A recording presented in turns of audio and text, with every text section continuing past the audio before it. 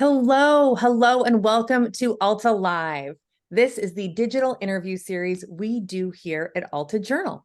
My name is Beth Spotswood. I'm Alta's digital editor, and I am so excited to welcome you to the final Writers on Writers series, the final episode of the Writers on Writers series we've done throughout the month of October here at Alta Live. Today's guests are Lydia Kiesling and Pam Zhang.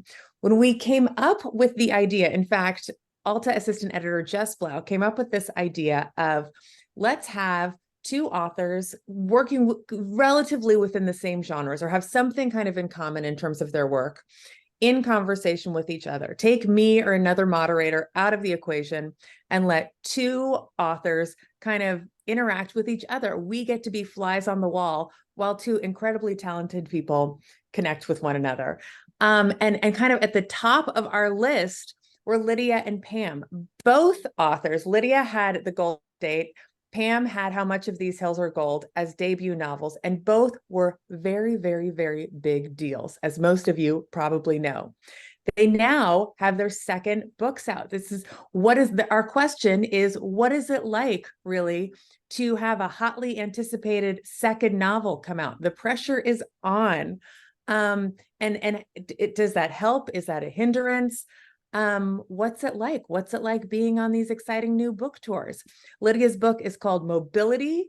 Pam's is The Land of Milk and Honey, and they are fans, know each other, they've read each other's books, and we'll be discussing those. Before I turn it over to Lydia and Pam, however, if you're unfamiliar with Alta, Alta Journal is an award-winning quarterly focused on California and the West. In fact, our current issue is, we call it the writer's issue, and it is filled with all sorts of musings on the art of literature, of incredible writers that we feature in our California book club, writers' rooms, what writers' spaces are like, what it's like being in a writing group, what it's like being on book tour. We also include the holiday book guide. This features this is a pullout from our magazine, features 126 authors who've contributed to Alta, all of whom have new books out. And so we're hoping that you visit your local indie bookseller, shop like crazy, buy Lydia and Pam's books. Both are highlighted in this. And please do check out Alta. We host a monthly California book club. In fact, our first ever book club author was Pam Zhang. We have weekly events like this. Last night, we had a live event at City Light Bookstore in San Francisco. We're a fastly growing, vibrant community of literature lovers, people who love great journalism, especially really big, beautiful print journalism. So if you're new to us, I so hope you will check us out at altaonline.com. Today's interview will be recorded and posted to altaonline.com later this afternoon. We're going to send you links to where to buy these books, where to watch this interview, where to check out Alta, anything else that pops up. There's a Q&A button at the bottom of the screen to ask questions of our guests.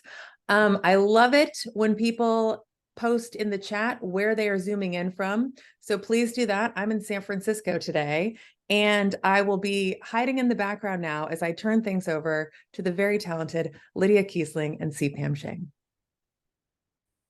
Thanks, Beth. I guess because I'm really nosy, Lydia, I'm going to start by asking you where you are, and is this also the same space where you write? I am in Portland, Oregon. I am in the corner of my bedroom that is the most presentable. And this is where, and I like have my computer sitting on a stack of books. I do not write here because my house is mayhem. And in fact, sometimes I'm like, I don't write anywhere. I'm not writing right now. So I rent a floating desk in a workspace a couple of blocks away from my house. And that has been a lifeline because for a while I have a little desk like out in the landing outside of my bedroom door that I would pretend was a place that I could write. I have never sat in it one time. It is literally like on the way to the bathroom. It is covered with garbage and just things that people set sort of on the way back and forth. It's complete metaphor for like the life of the artist in the family. And then I realized like, why do this is my profession, and not like, it's not that it doesn't become valid if you earn money from it, but it also is like something that I do need to earn money from. So I was kind of like, why am I not just spending money to create a workspace for myself? And then I rented this workspace that's 2 blocks away, and I almost never go to it until a moment. Then I'll like go to it relentlessly for a few days in a row, and then it all pencils out. Where are you? Are you in like, you're like overseas? No, I'm back now. I was in the UK for like way too long, I think 2 weeks, on book tour there, which was thrilling, but just like a long time to be gone and you know, reliant on British food, which I love, but I love mostly in the form of like buying raspberries from Sainsbury's, which is one of the like mid-price grocery chains. Anyways, but right now I am back home in Brooklyn, and this is the space that is, I guess, my office question mark. And I know maybe like you, I have always written, I mean, I've just moved around a lot, so I write wherever, and this is my first time doing a similar move of being like, wow, I guess this is my profession, so maybe I should have an office. And this space actually used to be a closet. Like a very roomy closet, no doubt about that. But now it's an office, and I kind of like leaned into it by painting the walls this chocolate color that the man who painted it advised against.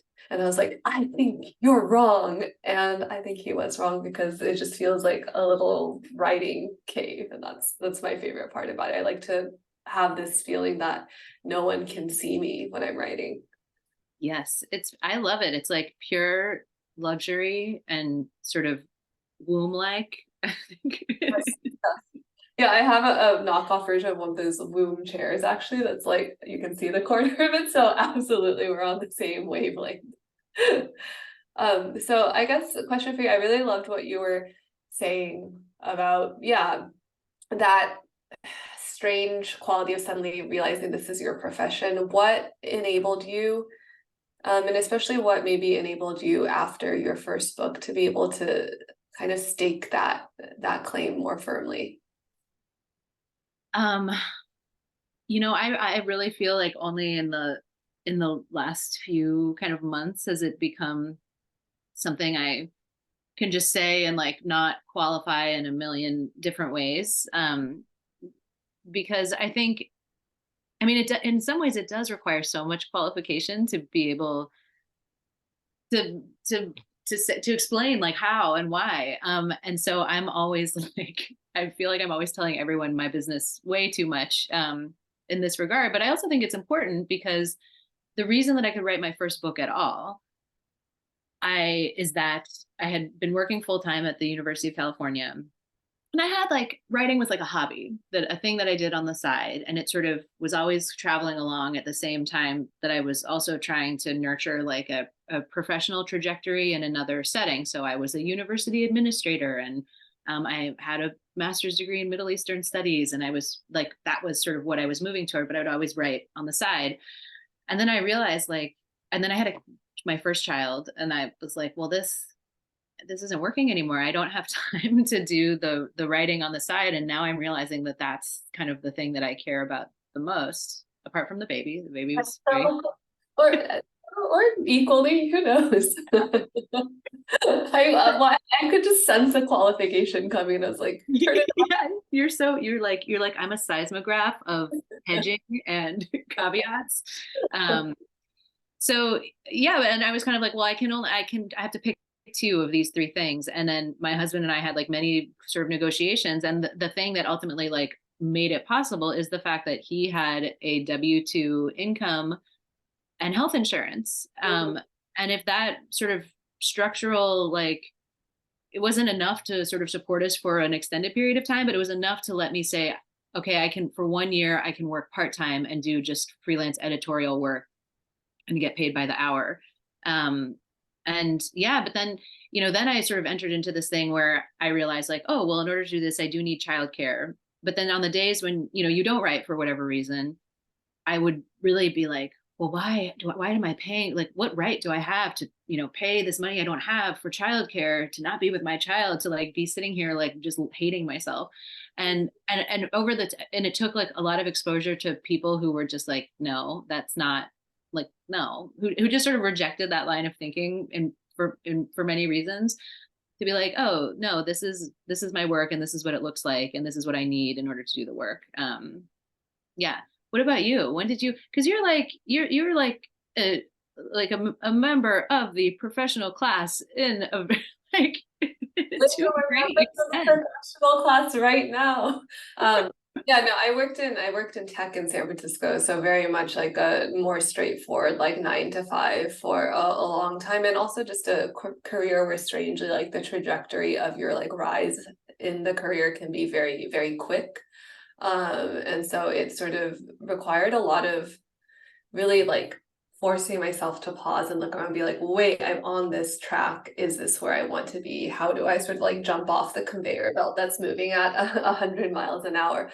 And I think I'm similar to you in the sense that I think I was like raised a little bit to be kind of a drone. And what I mean by that is I was always deeply invested in institutions as my form of validation, right? Like I can't, to be a writer is something where it originally felt like I had to, make all these qualifications around it. But if, for example, a company told me that like you are a copywriter, I'm like, oh, somehow that's valid and I don't have to explain it anymore. So I think for me, when I went part-time from my job and started writing, I felt that I immediately needed to latch on to another institution, and I applied to MFA programs.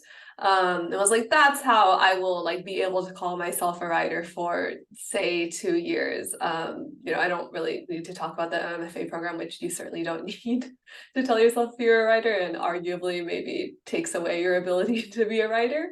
But yeah, it's been an interesting thing. And I actually think that two things helped me sort of be able to ground myself and just say I'm a writer between my first book and my second. One was, like a therapist who has said to me, not about writing specifically, but has generally been like, try to use fewer words. If you're having trouble like expressing yourself or feeling anxious, maybe try using fewer words, and sort of like that kind of distillation process forces me sometimes to take out the hedging and the sort of thing that I think women are often conditioned to do.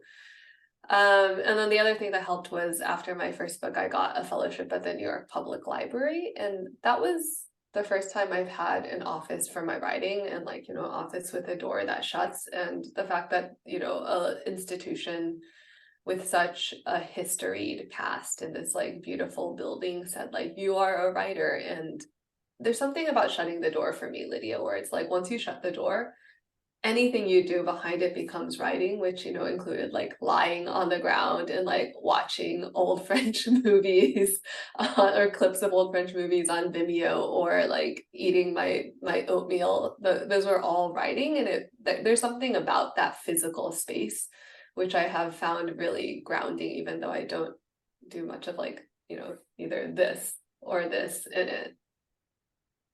It's funny, there's such a like antipathy, I think, in our culture of like of identifying as an artist or saying writer. It's so free floating and scary. But the weird thing is, I always think about this at tax time, because it's like, I am a small business, like I'm an independent contractor. I am, and it's like and then I started to be like, I'm a small business, God damn it. And it was helpful, because it's sort of I think when you're talking about things like healthcare, or like, we should make things easier for small business owners, because entrepreneurial spirit is like allegedly so important and like embraced in America. And it's like, but what? But being a writer is in fact very entrepreneurial. You like pitch yourself to that train. And it's funny because I think one of the reasons it is sometimes hard for me to say things like, I'm a writer, I'm an artist, is that even that language has been like, it's the opposite direction, has been co-opted by entrepreneurs and by business. When I worked in tech, people who were designers or copywriters or what have you called themselves creatives. Mm-hmm. Such a like strange and an insidious thing. And like, I'm not trying to, stake out that territory. Like anyone can call themselves that's fine. But there is this weird sort of like, I don't know, like the water slops over from one side to the other. Like the writers are like, I have to be like a business to be real. And the businesses are like, but we have to be like artists to be, you know, valid in some like larger cultural or spiritual sense. So I don't know what's happening there. Oh, that's so that yeah, it's so true. It's like you have to like hide behind the other like camps sort of like validating language and structures. That's amazing. I had this, I mean, I think that this is a wild question to ask someone, but I am this because this is like the premise of our conversation. Are you like you can't be writing anything right now? Like or maybe you are. Are you writing?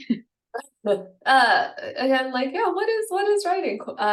I am not like actively working on something. I think I had this fantasy that I might on the like one day of book tour that I had nothing scheduled. So I actually like I'm like a dork and I for sort of back pain reasons like work with a giant like external keyboard. And so like my whole writing setup is like physically quite large, even though it's on a laptop.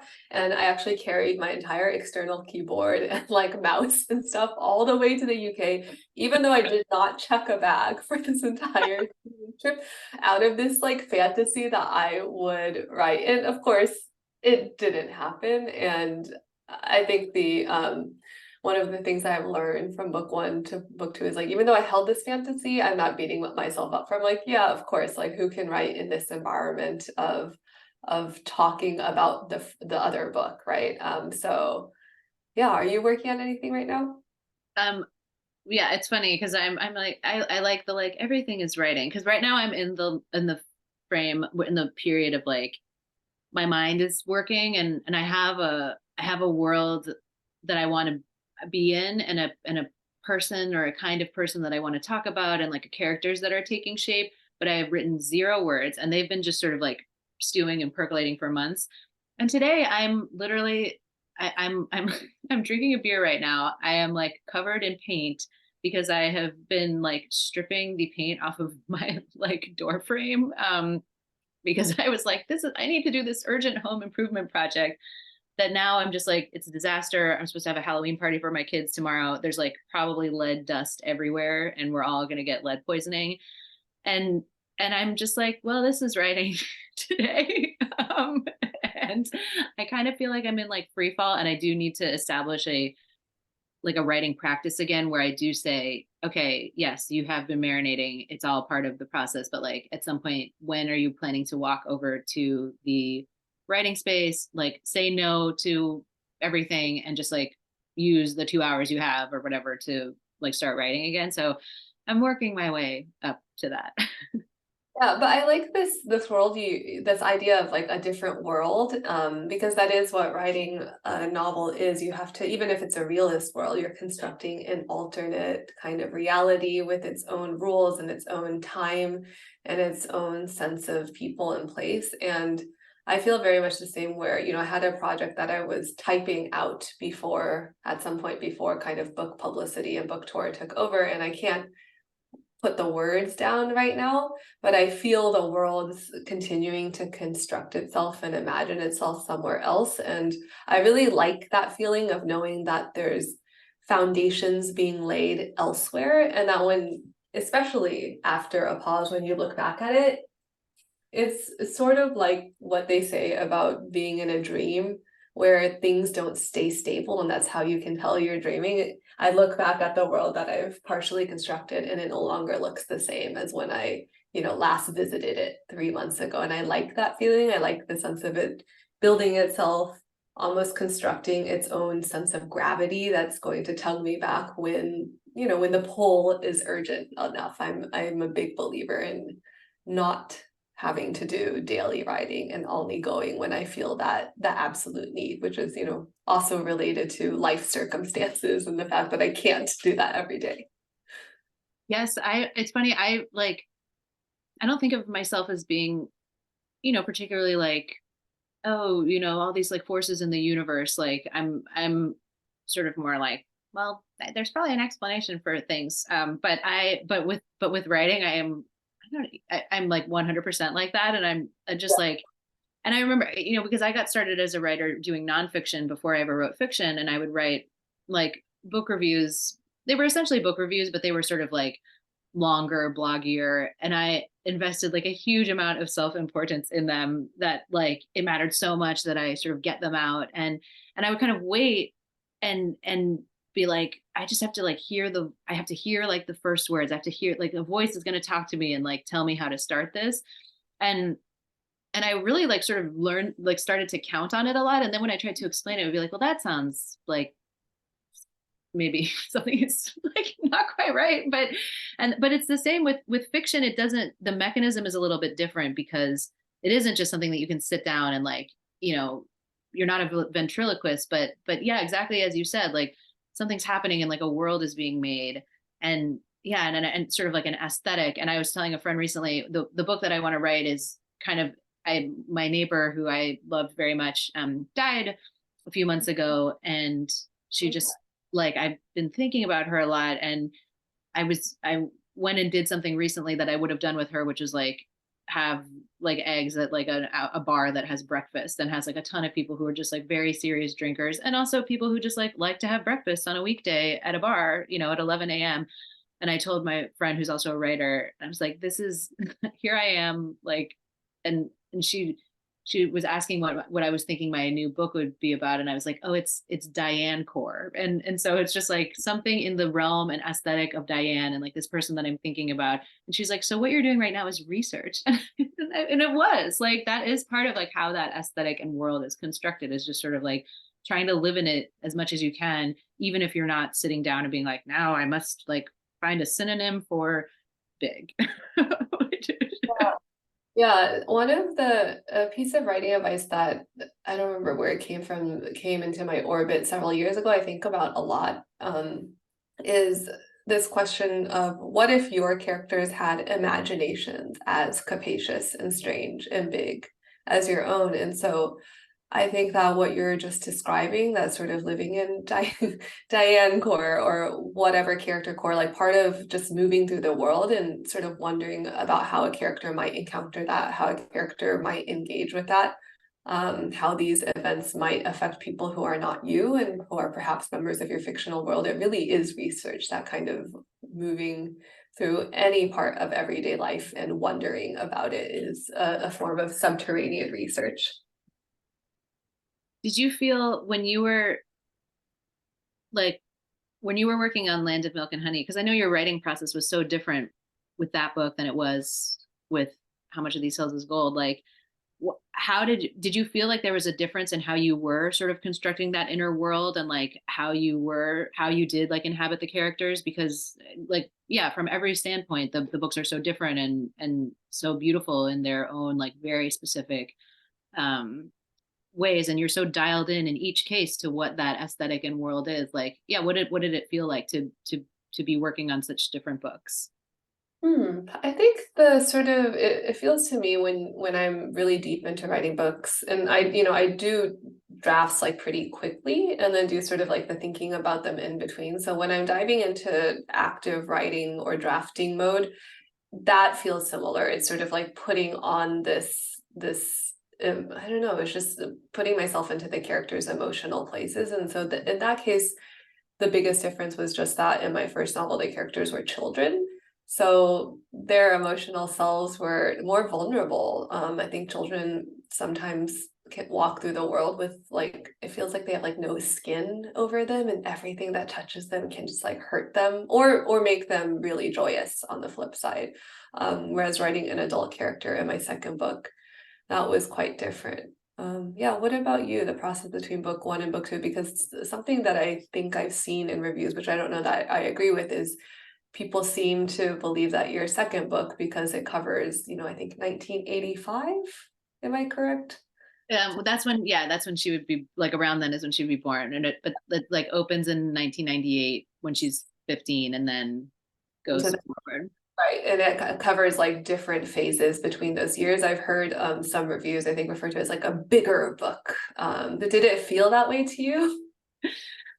I think I wanted, in some ways, that was the fantasy that I had for myself about the book. But actually in the execution of the book, I mean, because part of also like the work of writing is coming to terms, I think, with the discrepancy between that world that we make and live in and sort of are marinating and breathing all the time.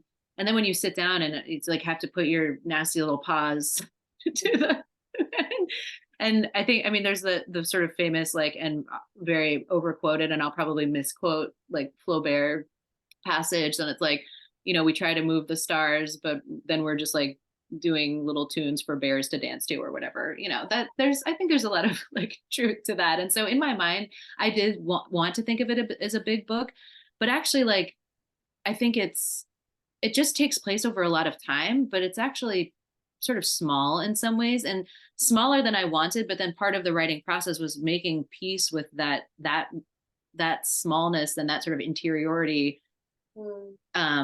And very character driven sort of character study was important, like in and of itself. And that even though there were all these signposts that I had put in because I did want to gesture like, this is big, so much of that was actually like defensive in a way to be like, you can like just talking about a person and their sort of like choices and rationalizations and aspirations over time has some value.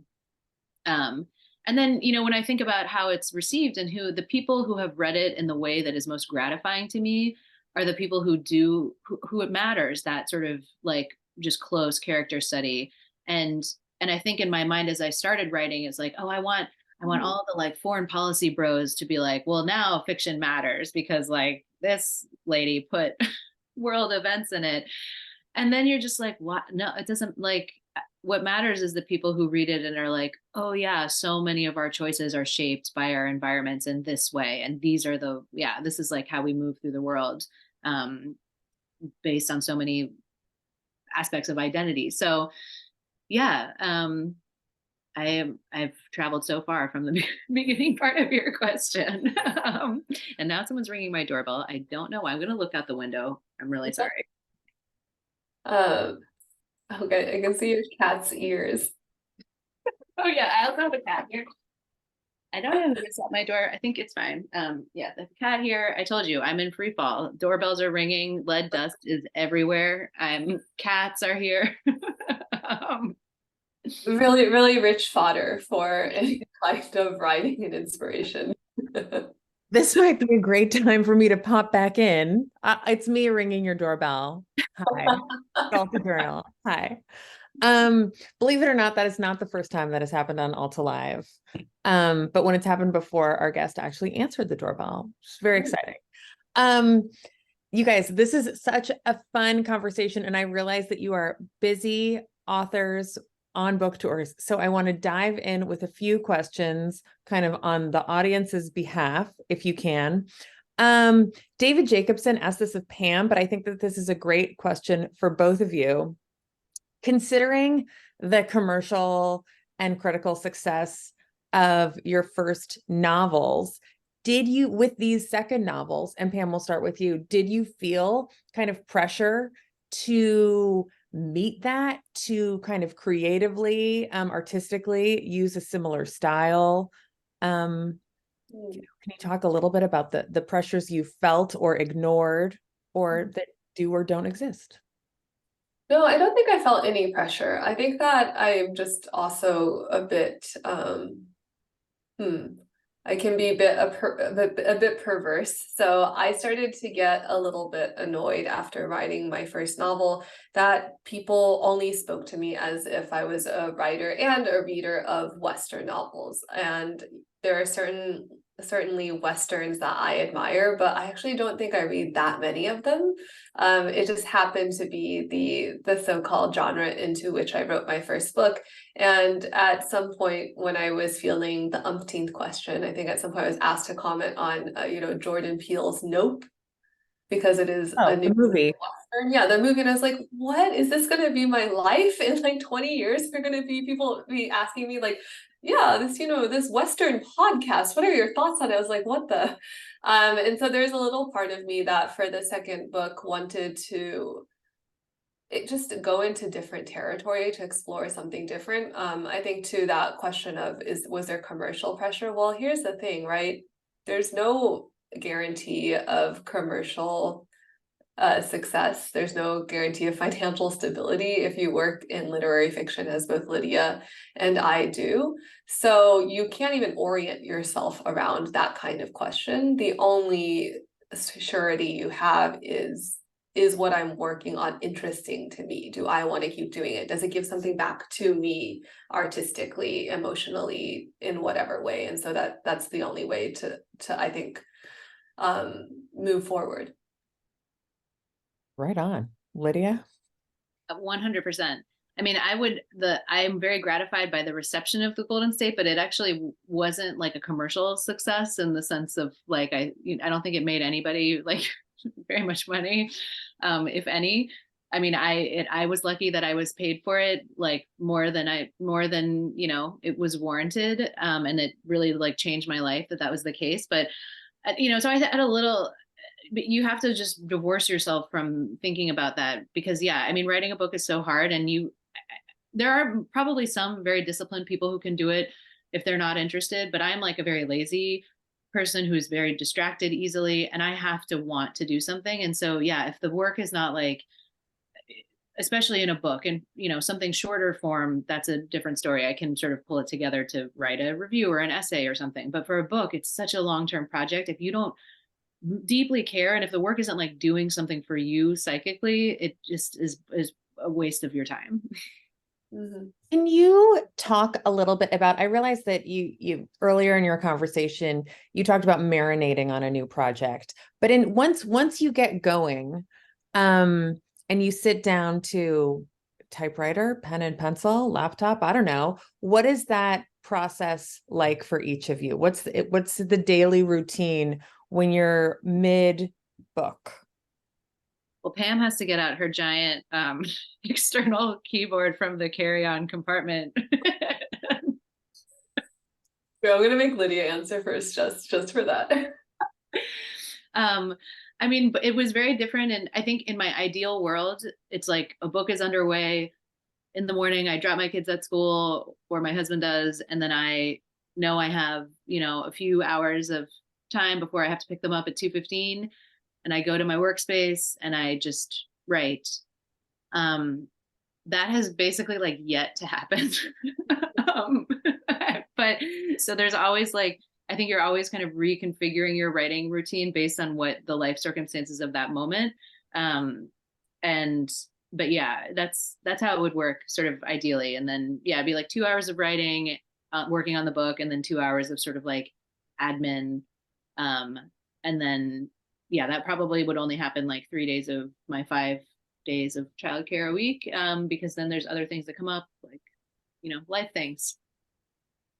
Yeah, I guess my ideal circumstance is to write in a place that's dark and far away from everything. And there are a couple of times I've been able to have that kind of circumstance, for example, going to a writing residency or once when I was drafting something, I went and looked up the sort of like cheapest, nice-ish hotel room in a 100-mile vicinity and like went and rented that and just put things in the tiny hotel fridge and ate out of the microwave and no one would bother me. And so that is a perfect ideal, but obviously one cannot actually maintain that. I take mine back. That's actually the ideal. This is the third time someone has talked about finding a funky hotel room somewhere and writing. I find like a cabin in rural Oregon because those are the cheapest thing and like have a composting toilet, but it's the same principle. It's like be very far away, weird foods in the small fridge, and no one can talk to you. And that's actually heaven. That's like the happiest I've ever been in my life. The one time I've been able to write well in public was as close to that as possible. I was traveling in Seoul and I found this, I don't even know how to describe the aesthetic of this bar. It was kind of rock, goth, I don't know. Basically the bar was so dark that you could barely see anything or anybody. So once you opened your computer and it started glowing and your vision shifted, you really couldn't see anybody or anything else in existence. I was like, wow, yeah, this is the place. A bar? Like, I'm the ultimate goth here. Yeah. A goth bar. That one's the first. Funky hotel room. Lots of people do that. Last question before I cut everyone loose. When you look back on both of your first novels, I mean, I don't want to embarrass you, but they were both, really big deal. The Golden State was a 2018 National Foundation 535 honoree, finalist for the VCU Cabell First Novelist Award. Pam, How Much of These Hills is Gold won the Academy of Arts and Letters Rosenthal Award, was a finalist for the Booker Prize, nominated for the Booker Prize, a finalist for Penn Hemingway Award. These were really, moments, literary moments, and certainly I imagine both of you really kind of changed your lives, your professional lives, certainly. How do you reflect, if you reflect on them now, how do you look back on them now? Do you reread your first novel, How Much of These Hills is Gold, and The Golden State? No, absolutely not. Hard pass. Why? Oh my God, it just sounds torturous too. I think Zadie Smith actually published an essay based on a talk in which have you read this, Lydia? I was just thinking about something she said. I feel like she got to a point where she's like, oh, I'm like kind to my early self. But So maybe I'm not there. Yeah, it's just like a different person wrote it, and it's not for me. It belongs to the world, and that's great. But I can't and don't want to return to that time and that person because I'm curious about other things. Maybe is the best way to put it. Wow. What about you, Lydia? I would just be like, oh, well, that sentence, why didn't I fix that? And I think I think the thing that I'm thinking of Zadie Smith is like somebody was asking if she had like critiques of her first novels, and she was like, hey, you know what? I'm kind of like, I was very young. Like, that's pretty cool that person did that. Like, she had sort of a positive view of like, I know I'm not gonna, and so I would love to get to that point. It's, one day, but now it's still too close where like all I could think of is just like, well, I would just remember, oh, I felt so rushed during this time period. Like, oh, I wish I'd had longer to work on it. This sentence was bad. There's just like, I opened my new book. I read from a part I had never read before recently. I had an event and like, there's a typo. And I was just like, well, this is why you never open the book. Like, I don't want to know that this is there. Oh yeah, that's so true. I once encountered this metaphor for working on a novel, which is that, a novel is like a stream or a body of water moving by, and when you typeset it, print it, finish it, you're just basically taking a picture of one moment in that stream, and it would have been different a minute before, it could have been different a week later, but that is what it is. Yeah, that's beautiful. Wow. We'll have to remember that when publishing a quarterly magazine as well. With that, folks from Alaska and Brooklyn to Palm Springs and Oakland, thank you so much for joining us this afternoon on the West Coast, at least. Please check out Land of Milk and Honey by Pam Zhang, Mobility by Lydia Kiesling. We will send you links to buy both of those, or even better, go to your favorite independent bookstore and support them, buy books there. Check out Alta. Next week, our Writers on Writers series is over, but the writers issue is still on in your bookstore. You can buy it online. And next week, I am really excited to welcome the authors of our crossword puzzle. They will be joining us to talk about how we're going to take a different kind of writing. How do they create crossword puzzles? They both have created them for the New York Times and now Alta. So I'm really excited to welcome Rebecca and Rafa next week. That's November 1st, 12:30, Wednesday, November 1st, 12:30 here at Alta Live. Pam Zhang, Lydia Kiesling, thank you both so much. Thank you. Bye, everyone. Take care, everyone.